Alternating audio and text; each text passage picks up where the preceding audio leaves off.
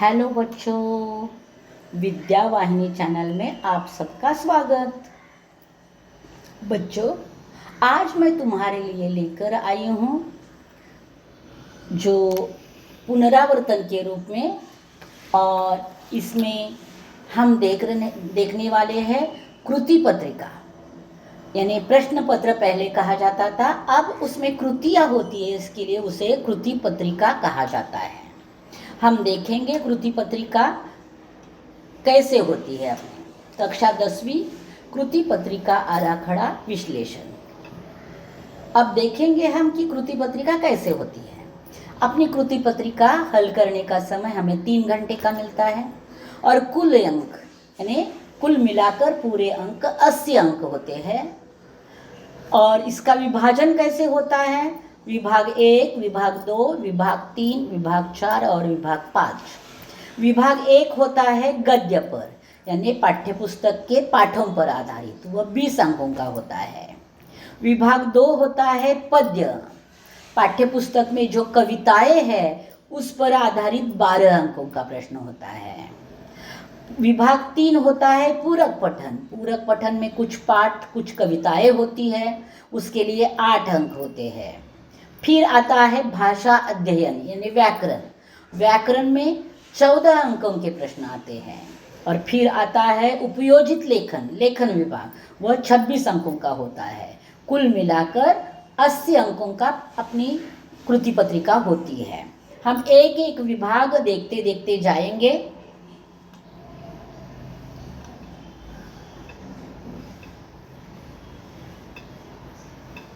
देखेंगे हम। विभाग 1 गद्य विभाग है और 20 अंकों का है। इसमें प्रश्न 1 आता है, पठित गद्यांश पढ़ना है और उसकी कृति करनी है। वह गद्यांश जो होता है वो 130 से 150 शब्दों का होता है। और उसमें आ जो है प्रश्न क्रमांक 1A, वह भी एक ही प्रकार का होता है।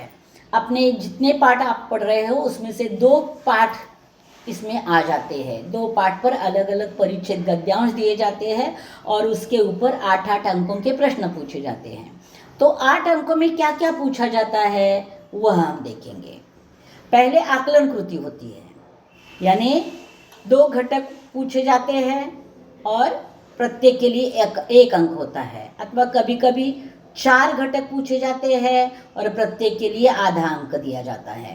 का मतलब पहली आकलन कृति के लिए 2 अंक मिल जाते हैं।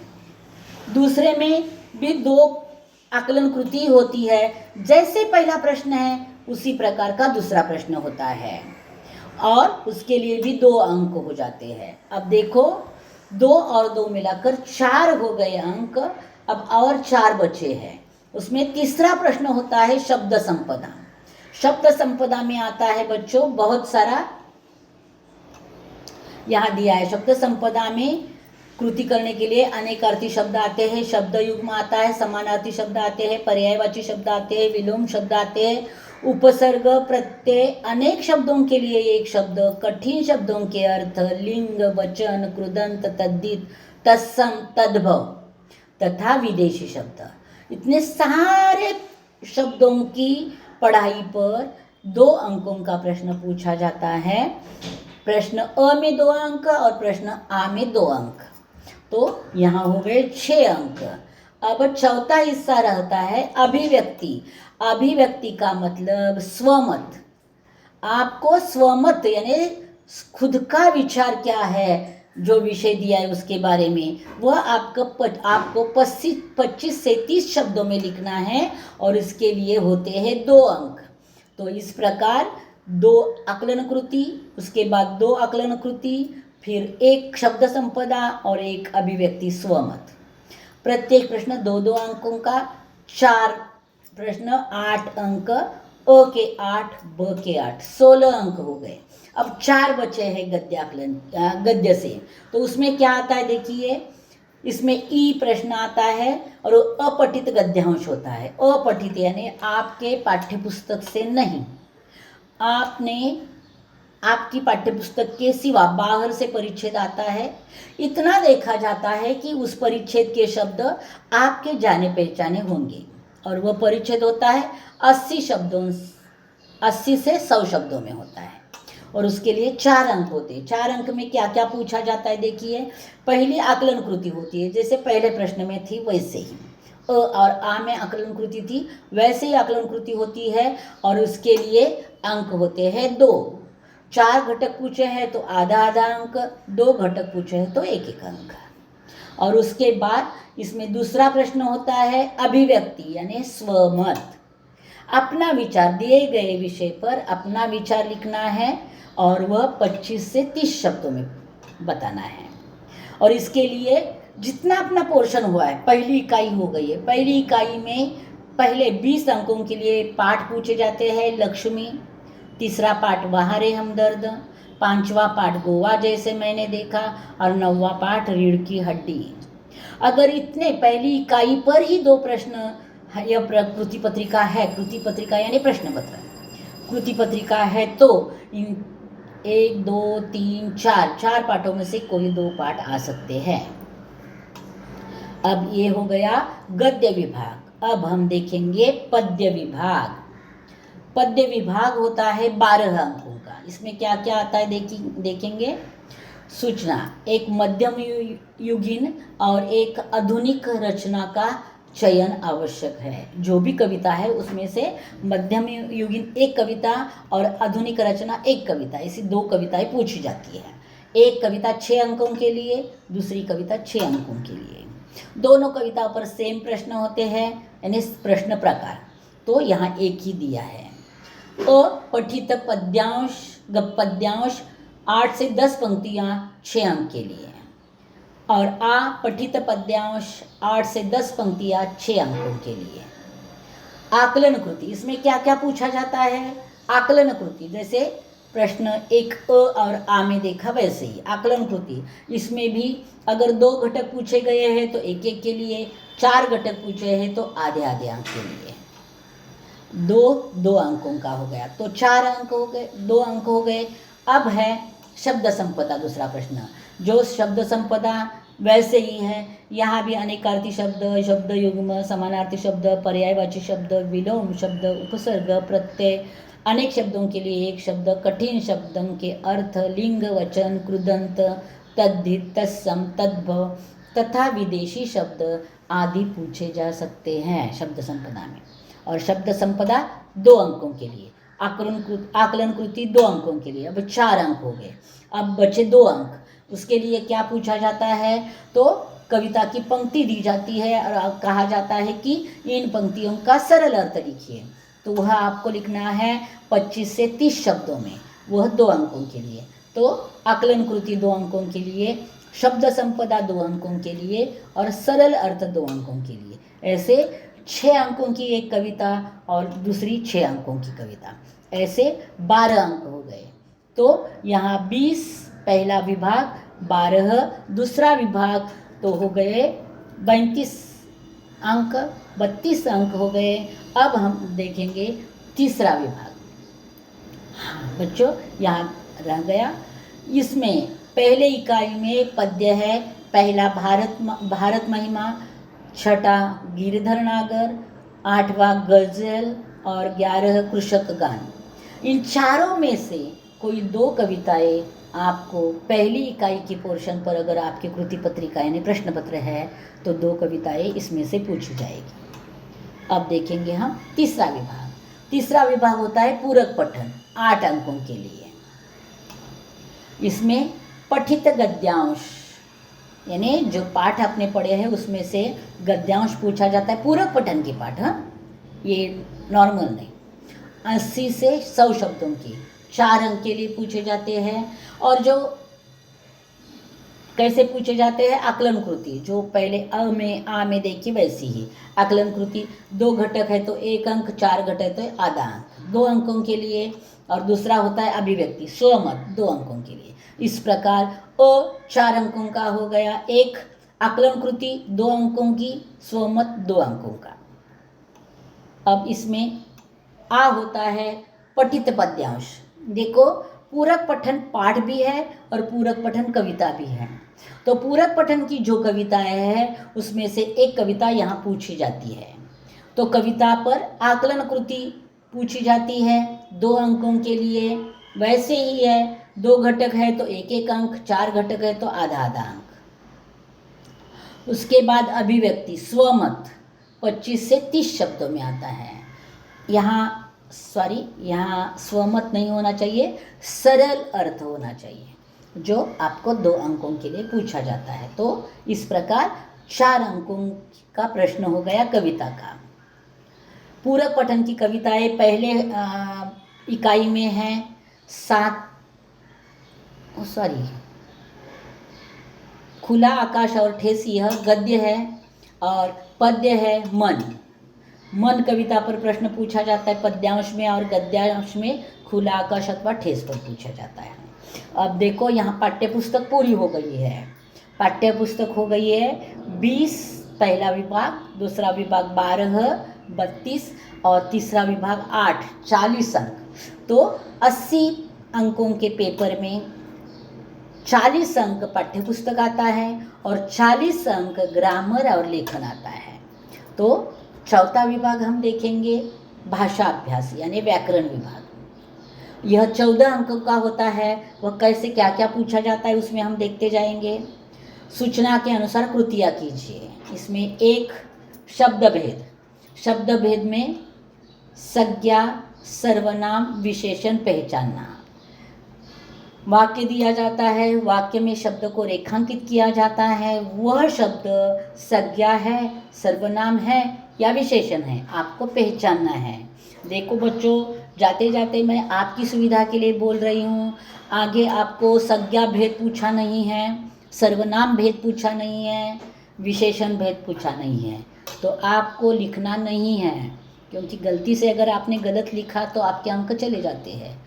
तो जितना पूछा है उतना लिखना, शब्द लिखना और उत्तर लिखना, या डैश जैसे फूल डैश संज्ञा अथवा मिठास डैश विशेषण, इतना ही लिखना। दूसरा प्रश्न होता है 2 अव्यय शब्द दिए जाते हैं और 2 में से किसी एक का आपको वाक्य में प्रयोग करना है। तो एक शब्द के लिए 1 अंक है। तीसरा होता है संधि। संधि के लिए 2 शब्द दिए जाते हैं और कॉलम बनाकर दिए जाते हैं। मूल शब्द, संधि विच्छेद, संधि प्रकार। एक शब्द के लिए 3 जगह है, दूसरे शब्द के लिए 3 जगह है। 2 शब्दों में 2 शब्द दिए जाते हैं, तीनों में से 1-1 जगह भरी रहती है, 2-2 जगह खाली रहती है। आपको एक ही शब्द का उत्तर लिखना है, तो आपको 2 जगह खाली है वो भरेंगे आप, तो आधा-आधा अंक 1 मिल जाएगा। फिर आएगा घटक, प्रत्येक के लिए आधा अंक। अब इसके बाद चौथा प्रश्न आएगा 2 में से कोई एक सहायक क्रिया पहचानना तथा उसका मूल रूप लिखना। सहायक क्रिया पहचानने के लिए 2 वाक्य दिए जाते हैं। और देखो बच्चों, जहाँ मैंने क्रिया पढ़ाया है, क्रिया का वीडियो मैंने पहले बनाकर भेजा है, उसमें मैंने लिखा है सहायक क्रिया का उत्तर कैसे लिखना, प्रेरणात्मक क्रिया का उत्तर कैसे लिखना। उस वीडियो में जाकर देखो कि उत्तर कैसे लिखे जाते हैं, क्योंकि उत्तर सही लिखा लेकिन सही ढंग से नहीं लिखा तो भी आपके अंक चले जाते हैं। तो 2 वाक्य में से एक सहायक क्रिया पहचानना और उसका मूल रूप लिखना 1 अंक के लिए होता है। उसके बाद 5वां प्रश्न आता है 2 में से किसी एक प्रेरणात्मक क्रिया का प्रथम तथा द्वितीय रूप लिखना। इसमें 2 शब्द दिए जाते हैं, एक का करना है आधा-आधा अंक। इसके भी उत्तर कैसे लिखने हैं मैंने क्रिया के वीडियो में बताए हैं। आप क्रिया का वीडियो जरूर देखो और उसमें से उत्तर लिखने का जो रीति है वह याद रखो। उसके बाद 6ठा है मुहावरे का चयन अथवा मुहावरे का अर्थ और वाक्य में प्रयोग करना। यानी कभी 2 प्रकार से मुहावरे पूछे जाते हैं। एक वाक्य में अर्थ दिया जाता है और रेखांकित किया जाता है, उस अर्थ की जगह कौन सा मुहावरा आएगा वो कोष्टक से लिखना है। अथवा दूसरा प्रकार आता है मुहावरे दिए जाते हैं, उसका अर्थ लिखना आधा अंक और वाक्य बनाना आधा अंक। इस प्रकार 1 अंक के लिए मुहावरे पूछे जाते हैं। अगला 7वां प्रश्न है कारक पहचानना और भेद लिखना। वाक्य दिया जाता है, उसमें कारक कहाँ है वो पहचानना, और कौन सा कारक है उसका भेद नाम भी लिखना। उसके लिए 1 अंक होता है, और इसमें भी 2 दिए जाते हैं वाक्य। विराम चिन्ह का प्रयोग करना, 2 अंक होते हैं, 2 वाक्य दिए जाते हैं, प्रत्येक वाक्य में 2 विराम चिन्ह लगाने रखे होते हैं, और 1 विराम चिन्ह के लिए आधा, दूसरे विराम चिन्ह के लिए आधा, ऐसे 2 अंकों के लिए 1 अंक के लिए 2 विराम चिन्ह लगाने पड़ते हैं। उसके बाद 3 में से 2 वाक्यों का काल परिवर्तन, 3 वाक्य दिए जाते हैं और कोष्टक में किस वाक्य में आपको परिवर्तन करना है वह दिया जाता है। वाक्य 2 परिवर्तन करने हैं 2 अंकों के लिए। उसके बाद वाक्य भेद, वाक्य भेद 2 प्रकार के आते हैं। एक रचना के आधार पर जो वाक्य है वह पहचानने के लिए आते हैं, और अर्थ के आधार पर वाक्य जो आते हैं वह परिवर्तन के लिए आते हैं। वाक्य भेद का वीडियो मैं जल्दी भेजने वाली हूँ, वह देखिए, उसमें उत्तर भी लिखने का तरीका मैं बता दूँगी। तो रचना के आधार पर पहचानने के लिए 1 अंक, और अर्थ के आधार पर परिवर्तन के लिए 1 अंक। उसके बाद 11वां प्रश्न होता है वाक्य शुद्ध करना। एक वाक्य में 2 गलतियाँ दी जाती है, ऐसे 2 वाक्य दिए जाते हैं। 2 में से किसी एक वाक्य को आपको सुधारना है, और आधे आधे अंक के लिए 2 अंक आपको मिल जाएंगे। इस प्रकार हो गया चौथा विभाग 14 अंकों का। उसके बाद 5वां विभाग है 26 अंकों का। तो हमने देखा था विभाग 1, 2 और 3 मिलकर 40 अंक, विभाग 4 और 5 मिलकर 40 अंक। विभाग 1, 2, 3 पाठ्यपुस्तक पर आधारित, और विभाग 4 और 5 व्याकरण और लेखन पर आधारित। अब लेखन में क्या क्या आता है 26 अंकों के लिए देखो। सबसे पहले आता है सूचना के अनुसार कृतियाँ कीजिए। पत्र लेखन, पत्र लेखन 2 प्रकार के आते हैं, औपचारिक पत्र और अनौपचारिक पत्र। दोनों में से आपको 1 लिखना है। आपको अंक है 5 अंकों के लिए दोनों में से 1 पत्र लिखना है। मैंने पत्र लेखन का वीडियो अब तक बनाया नहीं है, लेकिन जहाँ पाठ के साथ पत्र लेखन आया है वह मैंने अच्छे से समझा दिया है। वह एक बार पत्र लेखन का तरीका कैसा होता है उसके लिए ध्यान से देखो। उसके बाद अ में 1 हो गया पत्र लेखन। अ में दूसरा है गद्य आकलन। गद्य आकलन में एक अपठित गद्यांश यानी पाठ्यपुस्तक के बाहर का, पाठ्यपुस्तक से बाहर का परिच्छेद दिया जाता है, जो परिच्छेद 100 से 120 शब्दों का होता है, और उस पर आपको 4 प्रश्न तैयार करने पड़ते हैं। बच्चों, वह प्रश्न, एक प्रश्न 1 अंक के लिए बनाना है। ये हो गया पहला अ हो गया। आ में पहला होता है वृत्तांत लेखन। विषय दिया जाता है, स्थल, काल, समय आपको लिखना है। 70 से 80 शब्दों में वृत्तांत लेखन करना है, और उसके लिए 5 अंक होते हैं। वृत्तांत लेखन के लिए अथवा होता है कहानी लेखन। कहानी लेखन के मुद्दे दिए जाते हैं, रूपरेखा दी जाती है, और रूपरेखा के आधार पर आपको 70 से 80 शब्दों में कहानी लिखनी है, उसे सीख लिखनी है, उसे शीर्षक लिखना है। उसके लिए 5 अंक है। अब हो गया दूसरा प्रश्न विज्ञापन लेखन। विज्ञापन लेखन तैयार करना है 50 से 60 शब्दों में 5 अंक के लिए। और ई अंतिम प्रश्न है निबंध लेखन। निबंध लेखन 7 अंकों का होता है। 3 विषय दिए जाते हैं, 3 में से किसी एक विषय पर आपको 80 से 100 शब्दों में निबंध लिखना है। और यह पूरे देखो, यहाँ 5, पहला प्रश्न 5, दूसरा प्रश्न 4, तीसरा 5, चौथा 5 और 5वां यह 7, ऐसे करके कुल मिलाकर 26 अंक हो गए। तो पूरा प्रश्न पत्र, यहाँ कृति पत्रिका कहते हैं क्योंकि कृतियाँ है, प्रश्न नहीं है, इसके लिए कृति पत्रिका कहते हैं। आपकी 80 अंकों की कृति पत्रिका पूरी हुई है। बच्चों, पहली इकाई अपनी पूरी हो गई है। सभी वीडियो में किसी भी पाठ का वीडियो आपको देखना है तो डिस्क्रिप्शन बॉक्स में मैंने इसकी लिंक भेजी है, उसमें जाकर आपको जिस पाठ का वीडियो देखना है देखते रहो और रिवीजन करते रहो। अगर इस पर भी कृति पत्रिका आराखड़ा पर कुछ पूछना है तो कमेंट बॉक्स में लिख कर भेजो, मैं ज़रूर जवाब दे दूँगी और आपकी पढ़ाई आसान कर दूँगी। यहाँ पहली इकाई और कृति पत्रिका विश्लेषण पूरा हो गया है। जल्द ही मैं दूसरी इकाई शुरू करने वाली हूँ। दूसरी इकाई की पहली कविता लेकर जल्द ही मैं वापस आऊँगी। तब तक इंतज़ार में रहना। धन्यवाद बच्चों।